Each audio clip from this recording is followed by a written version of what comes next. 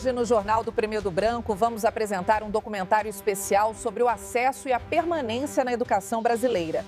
Vamos nos aprofundar mais no assunto com os repórteres Priscila e Aleph. Boa noite, Carol. Bom, o acesso e a permanência na educação brasileira constituem desafios familiares que refletem as nossas desigualdades sociais, regionais e até mesmo econômicas do nosso país.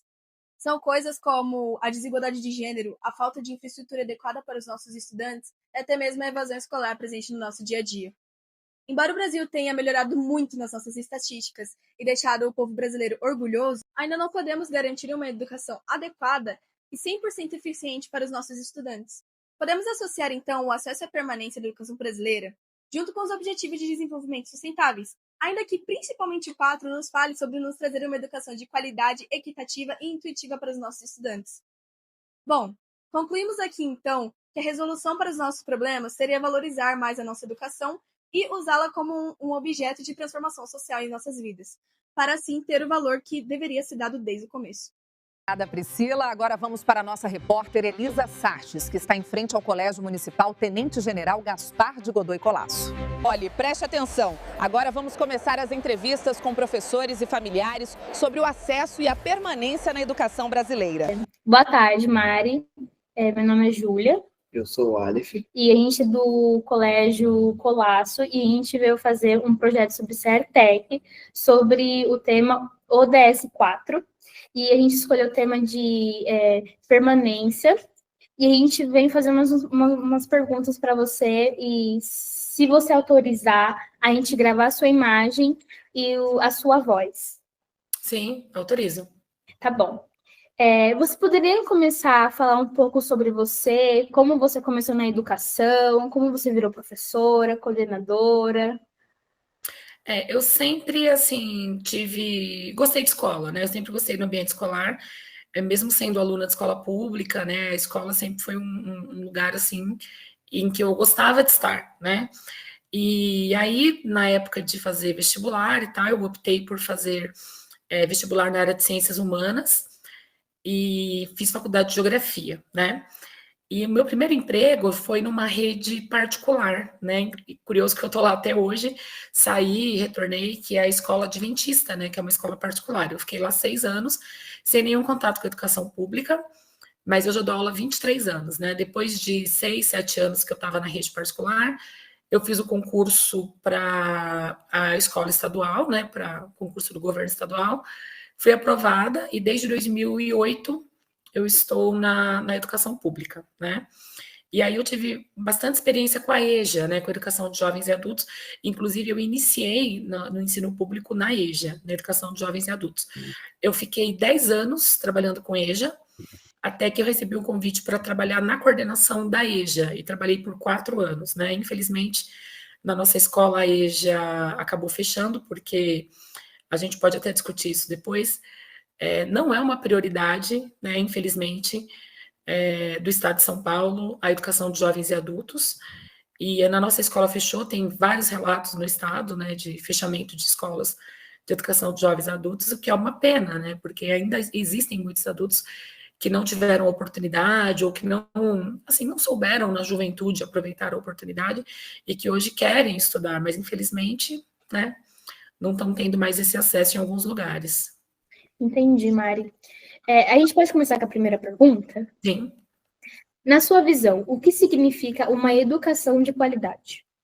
Educação é um termo muito amplo, né? Ele começa em casa, desde ali dos primeiros aprendizados, né? De convivência, respeito, isso tudo tem que vir de casa.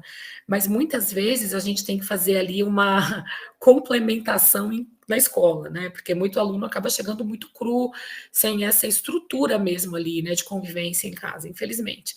A gente sabe que o Brasil é um país muito desigual, e essa desigualdade social, ela vai desembocar na educação, né? Infelizmente.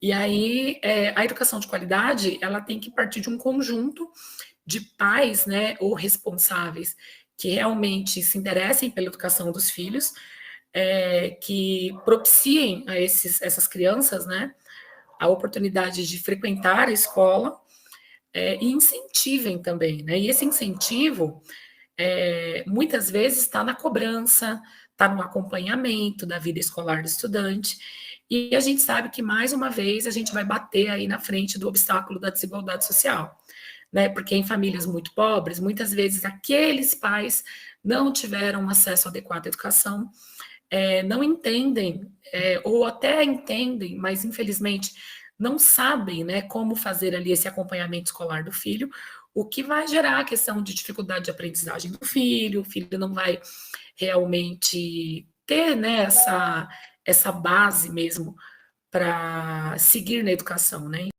Quando os alunos, como vocês lidam, professores, com os alunos que chegam sem interesse, meio cru na escola? Falta de interesse da família, como que vocês lidam emocionalmente, tanto naquele aluno, tanto vocês? Olha, é assim, gente, a falta de interesse na educação hoje, infelizmente, é mais fácil você encontrar um aluno desinteressado do que o interessado na sala de aula, né? E aí são todas as técnicas pedagógicas, didáticas possíveis, né? Desde ali de uma cobrança mesmo mais firme, né? Da gente falar firme com eles, principalmente quando eles são pequenos, né? Eu não vou justificar para um sexto ano porque ele tem que estudar no sentido filosófico, né? Eu vou falar para você, você vai estudar porque você é criança, eu estou aqui representando a sua mãe e você sempre me obedece. É bem por aí mesmo.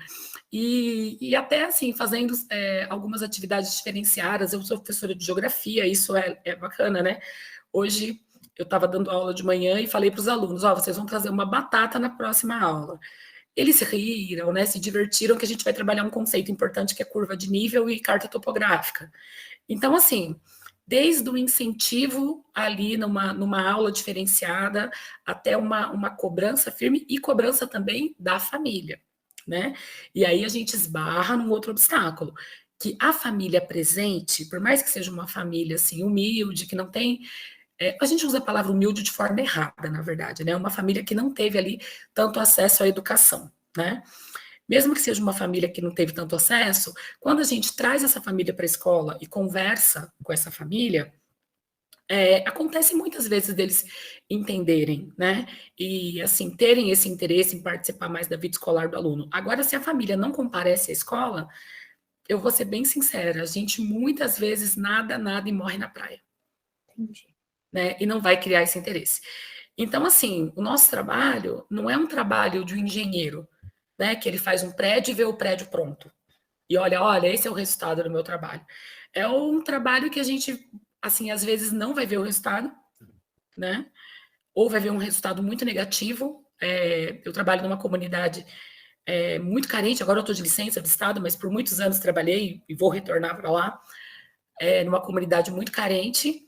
Então, assim, eu tive alunos que, infelizmente, enveredaram por caminhos muito ruins, né, de criminalidade, de tudo aquilo que a gente não quer para a vida do estudante, mas também tenho estudantes, assim, que enveredaram por um caminho de conhecimento muito bom, e é o que eu falo para eles, né, eu converso bastante com os alunos, eu falo, olha, se você gosta, né, dessa questão de aprendizagem, vai em cima, vai para frente, né, estuda, tenta entrar numa universidade pública, fazer um mestrado, um doutorado, vai embora. Só que nem todo mundo tem esse afã, né? Essa vontade, esse interesse. Né? Então eu falo, cara, vai, sei lá, você gosta de quê? Teve um menino lá uma vez que ele estava enveredando meio para o tráfico nessa escola, e num bate-papo eu falei para ele, falei, cara, o que você gosta de fazer? Ele falou, eu gosto de som de carro. Hoje ele tem uma lojinha de som de carro. Entendeu? E aquilo me dá muito orgulho. Ele não tem um diploma da Universidade de São Paulo ou de uma universidade internacional, mas ele é um homem honesto. Isso para mim também é uma vitória como educadora, né? Então, é uma questão assim, tijolinho a tijolinho que a gente constrói com paciência e pretende ver o resultado positivo lá na frente. Mari, por que os adultos têm dificuldades de continuar os estudos?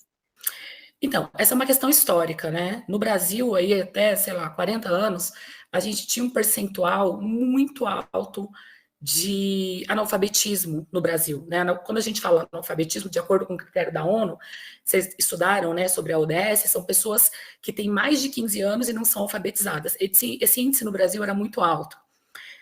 Por quê? Porque o Brasil era um país rural, onde o acesso à educação, quando eu falo rural, é coisa de, sei lá, 60%, 70% da população até os anos 70, vamos colocar aí, 50 anos atrás, uma maioria da população brasileira vivia no campo. E no campo, o acesso à educação é muito complexo, né? O meu pai, por exemplo, ele estudou até a 3ª série primária e o professor dele era o único homem da comunidade que tinha a 4ª série primária. Né? E ele se dispunha a ensinar ali do jeito dele a alfabetização para aquelas crianças, né? Então, assim, numa zona rural, lá 40, 50 anos atrás, esse acesso era muito difícil. E aí a gente tem a primeira parcela de adultos que mais tarde, né, a galera aí que está com 60 anos, 50 anos, que não pôde, né, estudar no período adequado, na idade adequada, e que tem esse interesse pela escola. A galera que está ali na minha faixa etária, né, faixa etária dos 40 anos, já teve um pouco mais de acesso, porque o Brasil era mais urbanizado. Só que esse acesso era um acesso um pouco melhor, mas ainda não era um acesso pleno, porque nem todo mundo tinha ali na sua comunidade uma escola próxima, muitas vezes era necessário começar a trabalhar muito cedo, e aí, claro, né, você trabalha o dia inteiro, num trabalho pesado. Tenta imaginar uma menina da sua idade que trabalha como empregada doméstica, né? Que acontecia muito no Brasil. E aí ela tem que ir para a escola à noite, ela não tem nem força física para isso, né? Ela não tem força física para isso. E aí, muitas vezes, essas pessoas aí da minha geração tiveram filhos da idade de vocês, ó como é um ciclo, né? E aí, essa mãe, com toda a boa intenção do mundo, mas que não teve acesso à educação, será que ela consegue fazer esse incentivo à educação para uma menina, para um menino da sua idade? Muitas vezes não, né? E aí o que acontece? Pessoas um pouco mais velhas que vocês aí, que deve estar na casa dos 18, 20 e poucos anos, não perceberam essa importância da educação e largaram também os estudos. E aí eles retornam. E aí a EJA é uma salada mista, né? Porque eu tenho a galera lá da geração X, que está com 50, 60 anos, dentro de uma sala de aula, junto com a galera da minha geração, junto com a galera que tem idade para ser meu filho. Né? Então, a EJA é essa salada mista. É a velhinha lá no fundo gritando para o menino de 18 anos lá na frente, fica quieto aí, fulano. Né? Mas foi muito feliz a minha experiência e muito satisfatória, né, de trabalhar com a EJA, porque a gente pega esse recorte social e consegue compreender essa dificuldade, né, e tenta trabalhar, né, dentro de todas as limitações ali desses alunos, mas também dentro de todas as capacidades dele, né, porque eles são muito capazes, eles têm os mais velhos uma experiência de vida compartilhada muito boa, né, então os adultos têm essa dificuldade, que é uma questão histórica e uma questão que se arrasta, né? Uma geração não tem acesso, não consegue passar essa importância da educação muitas vezes para a próxima geração e assim por diante, né? Bom, Mário, eu quero te agradecer pela sua disposição, pelo seu tempo. Quero te agradecer por você participar desse projeto, tá bom? Muito obrigada, viu? Obrigada pela sua atenção e é isso. Obrigada, Aleph e Júlia. Agora vamos para o Guilherme. Boa tarde, hoje eu vou entrevistar minha mãe, Juliana. E a primeira pergunta é: o que levou você a desistir dos estudos? Bom, em primeiro lugar é porque eu engravidei muito cedo, aí eu tive que parar os estudos e fiquei com vergonha de ir para a escola grávida. Aí eu encerrei os meus estudos por conta disso. E hoje, olhando para trás, você se arrepende dessa decisão? Não me arrependo, até porque eu parei os estudos para cuidar de uma criança, então eu não me arrependo dessa decisão, não. O que a senhora fez logo depois de parar de estudar? Bom, eu já trabalhava bem antes de eu engravidar do meu primeiro filho. Aí depois eu voltei a trabalhar, mas aí foi como diarista na casa das pessoas. Aí logo em seguida eu engravidei de você.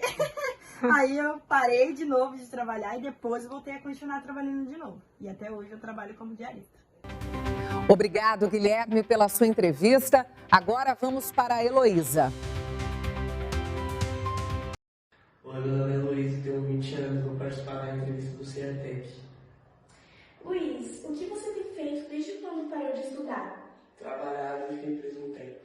Sim, mas existe algo que você está aprendendo, então se dedicando para aprender o que te interessa, alguma coisa? Estou lendo livro e trabalhando para tirar uma primeira distância. Tá, quais são as suas maiores prioridades hoje em dia? Tirar a minha irmã do abrigo. Correto. O que você pretende fazer no futuro? A casa, o carro e ter uns 3 filhos.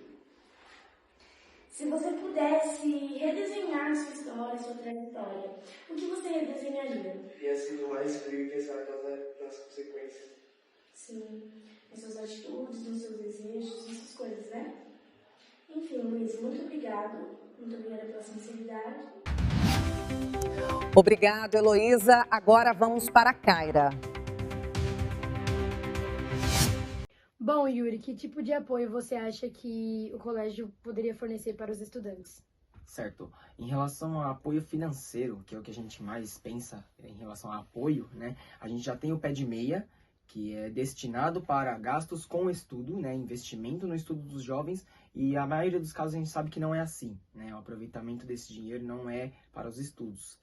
Em relação à pedagogia nas escolas também é muito importante, porque adiciona mais profissionais pedagogos. Psicólogo também nas escolas acho muito interessante, porque a gente vivencia todos os dias esse processo que as pessoas passam de ansiedade, depressão. A gente tem muitos casos disso, né, ultimamente, dos anos para cá. Foram se descobrindo vários casos durante o tempo de escola, então a gente precisa sim de um profissional psicólogo nas escolas para entender esses casos dos alunos, passar para a equipe médica profissional, para ter um tratamento, né? Porque isso sim é muito importante.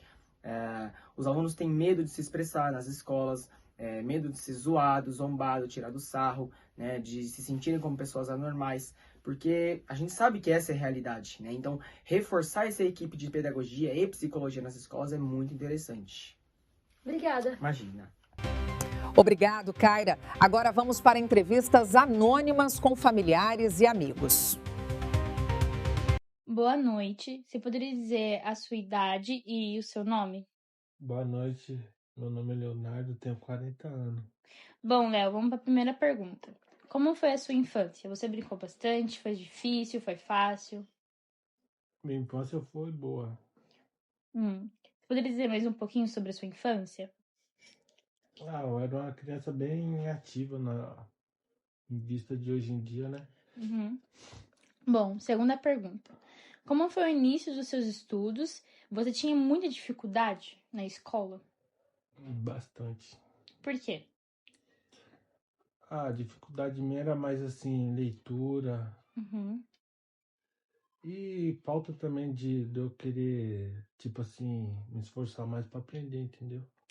Terceira pergunta. Por qual motivo você parou de estudar? Para trabalhar, ajudar dentro de casa também. Você como homem precisava trabalhar para ajudar sua família, a sustentar? Ajudar minha mãe, caso que ela era solteira, daí tinha que começar a trabalhar também para ganhar dinheiro. Entendi. Quarta pergunta. Quando você parou de estudar, sentiu saudade? Sentia. Você já pensou já voltar a estudar? Pensei bastante, mas só que, tipo, a dificuldade é o trabalho também. Que chega cansado dentro de casa. Daí não dá nem vontade de ir pra escola. Quinta pergunta. O período que você parou de estudar, você estava pensando em voltar, recomeçar tudo de novo ou não? Até pensei. Cheguei a fazer algum curso para concluir os estudos, mas não segui em frente, não. Por causa que a dificuldade mesmo, assim, de cansaço. Qual série que você parou? Parei na 6ª série. Se você tivesse uma oportunidade hoje, com 46 anos, você voltaria a estudar onde você parou? Eu voltaria. Até voltaria, sim. Entendi. Muito obrigada, viu, Léo? Obrigado. Essas foram as entrevistas anônimas. Agora vamos para Ana Clara e Anne. Boa tarde, Ana Lúcia. Nós do Primeiro Branco vimos aqui fazer umas perguntas sobre o abandono escolar. A primeira pergunta é: quais são os principais desafios que a escola enfrenta atualmente em relação à permanência dos alunos? Bom, sobre o abandono escolar, eu acho que muitos desistem, porque às vezes precisam trabalhar, ajudar a família, e o Colasso não tem comunidade perto. A maioria de vocês vem de outros bairros, né? Cristal Parque, Refúgio, Suru, Colinas, tem até perto da Castelo, Cururuquara. Então, a maior parte dos nossos abandonos é por necessidade de trabalhar. Às vezes não é porque o aluno não quer, é porque ele necessita auxiliar a família na renda da casa. Sim. A senhora percebe alguns grupos específicos mais vulneráveis a deixar o estudo por idade, série, situações familiares? No período da tarde, não tem um grupo vulnerável. O que eu percebo é que é assim, a maioria dos alunos que moram muito longe ao colégio, às vezes cansam de vir, por ser à tarde não querem, perdem a hora, né? Chega mais tarde, ou porque é de manhã, passou o ônibus, levou uma hora para chegar, mas aí é vagabundice, tá? Desculpa aí, tá? Primeiro branco. Mas é preguiça, né? Assim, um grupo vulnerável a gente não tem. À noite eu tenho. São aqueles alunos que vêm do trabalho, são os mais velhos, já chegam muito cansados, já ficaram uma hora no trânsito. Mas de manhã e de tarde a gente não tem grupo vulnerável. O maior grupo vulnerável que a gente tem é no noturno, por causa do transporte. Nas suas experiências, quais são os principais motivos que levam os jovens a deixar a escola? Preguiça, falta de vontade de estudar e, na grande maioria, infelizmente, eles saem para trabalhar para ajudar os pais em casa, para ajudar na renda da família. A maior parte do abandono é por causa da renda mesmo. Claro. Quais atitudes familiares fazem mais diferença para manter o estudante motivado? Atitudes? Eu acho que o pai, quando você chega no ensino médio, abandona um pouco vocês. Eu falo isso toda reunião de pais. Até o primeiro aninho, a gente pega a criancinha pela mão e se deixar, o pai vai lá na sala levar e senta do lado da gente assim para conhecer a professora, conhecer os coleguinhas, né? Quando chega aqui no ensino médio, eles já acham que vocês são adultos. Eles deixam vocês aqui na porta tomando, agora o filho é teu. Não, não é meu. Porque o adolescente é a hora que ele mais precisa do pai e da mãe, que o pai e a mãe soltam as rédeas. Que vocês precisam do não, vocês precisam do pai acompanhamento. Pai e mãe não olha mais mochila, não olha mais se vocês fazem atividade de casa, não olha se a apostila está em ordem. Então, a minha maior dificuldade aqui é que os pais acompanhem vocês como acompanharam até o 9º ano. Chega no ensino médio, ó, toma, diretora, que a escola é sua. Nossa, sim. E que mensagem a senhora deixaria para os jovens que pensam em abandonar os estudos? Eu sempre falo para não abandonar. Por quê? Porque hoje, na época de vocês têm a faca, o queijo e a goiabadinha no meio. Na minha época, olha que eu morei aqui no centro a minha vida inteira. Eu amassava barro para vir para a escola. O colégio Colasso era a única coisa que tinha aqui nessa cidade. Eu sou cria do Colasso. Eu estudei aqui desde o pré-2, desde os 6 anos. Até o 9º ano e fui fazer o ensino médio fora, que eu fiz o magistério. Então, assim, hoje, parece que não vai fazer falta, vai fazer falta lá na frente. Porque hoje, para a gente ser gari, não desmerecendo nenhuma profissão, a gente precisa ter o fundamental, o ensino médio. E para vocês, jovens, parece que ser estagiário ou oficial administrativo da prefeitura está ótimo. Ganhar um salário de R$1.800 basta. Só que com R$1.800 a gente não paga aluguel, a gente não consegue ter uma casa própria, um carro, uma família, sustentar filhos, fraldas, leite, né? Então, assim, eu acho que a gente não deve parar. Por mais que a gente precise trabalhar, sim, precisamos. Eu trabalho desde os 9 anos de idade e eu não morri por causa disso. Eu trabalhei e estudei a minha vida inteira. Quando trabalho escravo não existia, meu pai me fazia escravo, ó. De mim, se eu não tivesse no açougue 9 horas da manhã. Meu pai era açougueiro, gente. Trabalhei pra caramba. Ralei muito dentro do açougue. Então, eu acho assim, tem que estudar. Porque o ensino médio hoje faz falta. Não vai fazer um curso superior? Tudo bem. Faz um técnico. A fábrica de programadores está aí. Uma faca e o queijo na mão com a goiabada recheada com requeijão no meio. E vocês não estão aproveitando. Então, eu acho que não deve parar. De jeito nenhum. A não ser uma doença, uma fatalidade que venha acontecer, mas para 1 ano, 2, mas volta. Termina. Nem que seja no regular, seja na suplência, mas termina. Porque quando para, depois volta. Ai, Ana, por que eu não te dei ouvidos? Por que eu não terminei no ensino médio? Está me fazendo uma falta, agora o emprego está me exigindo e eu não tenho para melhorar o meu salário. Quantas vezes eu escutei essa frase? Muitas. E o que a senhora acredita que a sociedade, além da escola e da família, poderia fazer para apoiar esses jovens? Eu acho que a escola, a sociedade em si, tem que oferecer mais coisas para vocês de final de semana. Por exemplo, na minha época de estudante, né? A gente já tinha praça. Mas o interessante pra gente não era ir na praça. A gente tinha o Clube Casa, a gente tinha domingueiras, danceterias, não sei, bailinhos. Na nossa época tinha muito, né? A gente não ficava nos bares da esquina enchendo a cara. O legal pra gente era ir na missa, sair às 19 horas, jantar e ir pro casa à noite, ficar no bailinho até 11 horas da noite, depois o pai vinha buscar. Ou 10 horas da noite, você tem que estar em casa, e aí se você não tivesse, você apanhava, né? Ai, que você não chegasse em casa às 10 horas da noite, né? Mas a gente tinha mais atividades de final de semana. As nossas quermesses na cidade, as nossas festas eram muito boas. Hoje em dia, vocês não têm nada, só tem um maldito barzinho. E só tá dando bebida, vinho e pinga para vocês, isso não vai levar a nada, gente. E o amaldiçoado pode, né? Então, assim, eu acho que a sociedade, os administradores, prefeitos, vereadores, deputados, não importa quem, a gente tinha que ter mais parques com mais atividades com isso. A gente tinha uma piscina pública aqui na cidade, no centro não temos mais, que era o Nikkei Clube. Eu frequentei o Nikkei Clube minha vida inteira, uma piscina pública, a gente pagava uma mensalidade que era irrisória, mas a gente tinha onde ir durante o dia, no sábado e domingo com sol. Tinha lugares para se fazer piquenique, hoje não tem mais, né? Tinha o campo do casa, né? Que a gente podia usar e tinha festas maravilhosas, a gente não tem mais. Hoje é o parque lá embaixo do São Luís, que eu nem conheço direito, porque toda vez que eu passo está fechado. Para mim é o mais próximo. E eu moro aqui no Jardim Rubi, nessa área dos Romeiros. Eu estou no meio, entre o Parque Santana e o centro, hoje, né? Então, assim, eu acho que o que os nossos governantes precisam é mais coisas para vocês terem para fazer no horário que vocês têm disponível. E a gente hoje não tem. Nossa, sim, obrigada, viu, pela essa boa resposta e por estar aqui, podendo esse tempo disponível com a gente. Obrigada. De nada, boa sorte. Obrigada a vocês. E agora vamos para a nossa conclusão sobre o documentário. A caminho dos Objetivos de Desenvolvimento Sustentável, especialmente a ODS 4, torna-se visível que a educação deve ser compreendida como um direito essencial e um meio de promover a igualdade, cidadania e transformação social. Em São Paulo, a educação de jovens e adultos, ou AEJA, tem se destacado como uma importante estratégia para ampliar esse acesso e garantir a permanência de estudantes que, por motivos sociais, econômicos ou pessoais, não concluíram seus estudos na idade apropriada.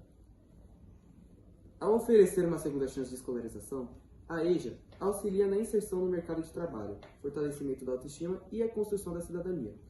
Portanto, fica evidente que assegurar o acesso e a permanência na educação é um passo fundamental para promover a inclusão e o processo coletivo. E assim encerramos o nosso documentário sobre o acesso e a permanência na educação brasileira. Obrigado por nos acompanhar.